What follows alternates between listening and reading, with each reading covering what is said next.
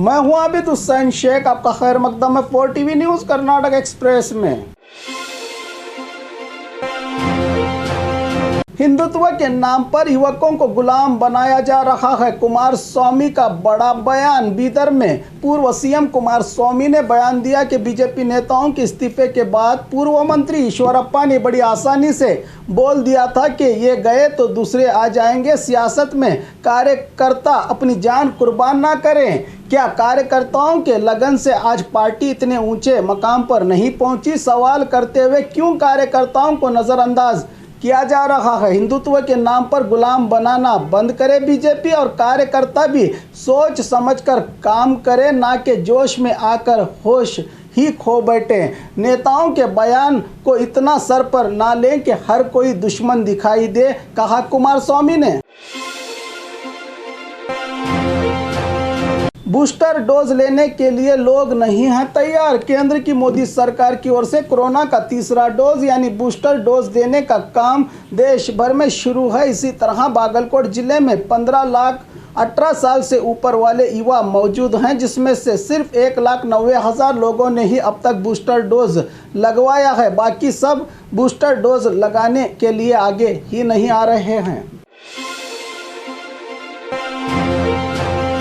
Home minister तुरंत अपने पद से इस्तीफा दें, सलीम अहमद। कांग्रेस कार्याध्यक्ष और कांग्रेस एमएलसी सलीम अहमद ने कहा कि मंगलुरु में हुए घटनाओं के बाद महसूस हो रहा है कि राज्य में कानून व्यवस्था निभाने में होम मिनिस्टर फेल हो गए हैं। राज्य में सरकार है या नहीं, ऐसी सोच पैदा हो गई है जनता में। सीएम और मंत्रियों के घरों के बाहर जनता हड़ताल कर रही है। इससे बड़ी शर्मिंदगी क्या होगी राज्य के लिए? सीएम बोम्मई परवीन के घर जाकर मदद करते हैं, लेकिन उसी इलाके में दूसरे 2 युवकों के घर नहीं जाते। सीएम बोम्मई राज्य के 6 करोड़ 50 लाख नागरिकों के सीएम है, चाहे वो किसी भी समुदाय से क्यों ना हो जुड़ा हो, कहा सलीम अहमद ने।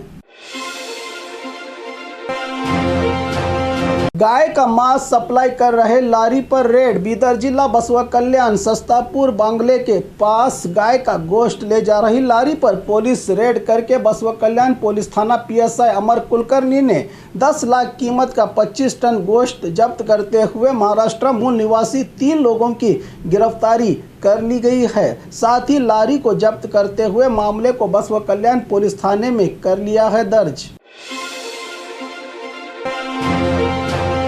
गुलबर्गा में मनाया गया पत्रकारों का दिवस। गुलबर्गा शहर के प्रेस क्लब में वर्किंग जर्नलिस्ट एसोसिएशन की ओर से गुलबर्गा प्रेस क्लब में सांसद उमेश जाधव, केकेआरडीबी अध्यक्ष दत्तात्रेय पाटिल रेवूर के अलावा जिले के कई पत्रकारों ने हिस्सा लिया। इस कार्यक्रम में इस मौके पर कई पत्रकारों को सम्मानित भी किया गया। ऋषिकेश स्वामी के खिलाफ पुलिस थाने में शिकायत दर्ज। मंगलुरु में हुए घटना के बाद काली स्वामी के नाम से मशहूर ऋषिकेश स्वामी ने ऐसे नाजुक हालात में भड़काऊ बयान देकर शांति से रही समाज में आग लगाने की कोशिश की है। इनके इस बयान पर तुमकुरु प्रगति पर चिंतकों की ओर से तिलक पार्क पुलिस थाने में शिकायत की गई है। जल्द से जल्द इस ढोंगी स्वामी की गिरफ्तारी की जाए। इससे पहले भी स्वामी श्रीरंगापट्टन में जामिया मस्जिद को गिराने का बयान देकर जेल की हवा खाकर लौटे हैं। ऐसे नाजुक हालतों में भी अपने भड़काऊ बयानों से बाज नहीं आ रहे हैं स्वामी जी, कहा समाज चिंतकों ने। येडियुरप्पा से मुलाकात की बीजेपी उम्मीदवार बाबूराव चिंचनसूर ने। राज्य में जेडीएस राज्य अध्यक्ष सीएम इब्राहिम के इस्तीफे के बाद खाली हुए एमएलसी पद को पूरा करने के लिए येडियुरप्पा की सिफारिश पर बीजेपी हाईकमांड ने पूर्व निगम मंडली अध्यक्ष रहे बाबूराव चिंचनसूर को चुना है। इसकी खबर मिलते ही बेंगलुरु में रहे पूर्व सीएम येडियुरप्पा के निवास पहुंचकर उनका आभार व्यक्त करते हुए उनका आशीर्वाद लिया बाबूराव चिंचनसूर ने।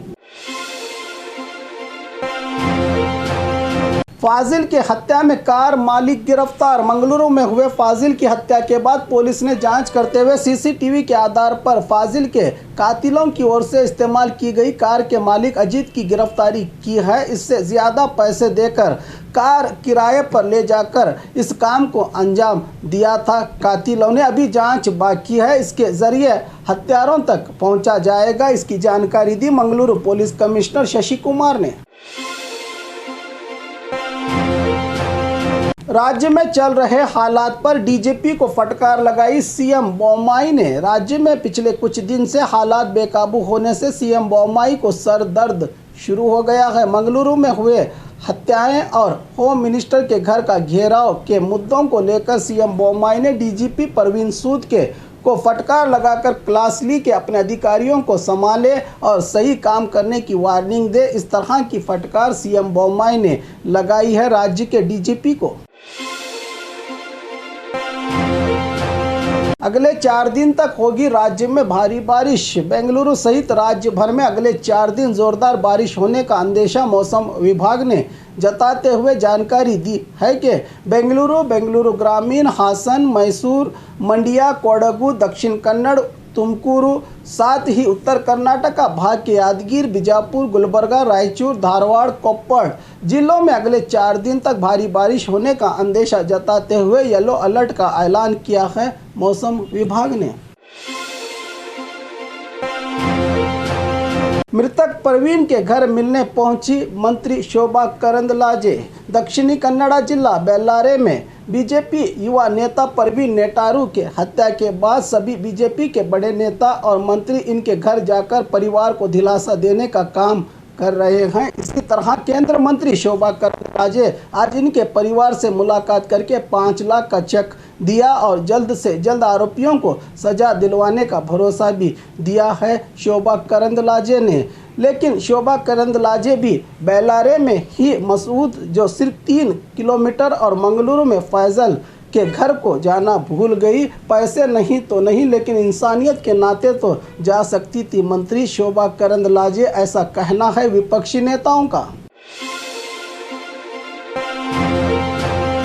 बारिश के नुकसान का जायजा लेने पहुंचे विधायक की क्लास ली जनता ने। हावेरी जिला में हो रही लगातार बारिश से रानीबेन्नूर इलाके के उमाशंकर नगर में बारिश से कई घरों में पानी चला गया और साथ ही लोगों को परेशानियों का सामना भी करना पड़ रहा है। नुकसान का जायजा लेने पहुंचे बीजेपी विधायक अरुण कुमार को यहां की जनता ने क्लास ली और कहा कि हमारी परेशानी आपको नहीं दिखाई देती, रात में सो नहीं पाते हम लोग, आपको हमारी समस्या हल करके ही यहाँ से जाना होगा वरना जाने नहीं देंगे।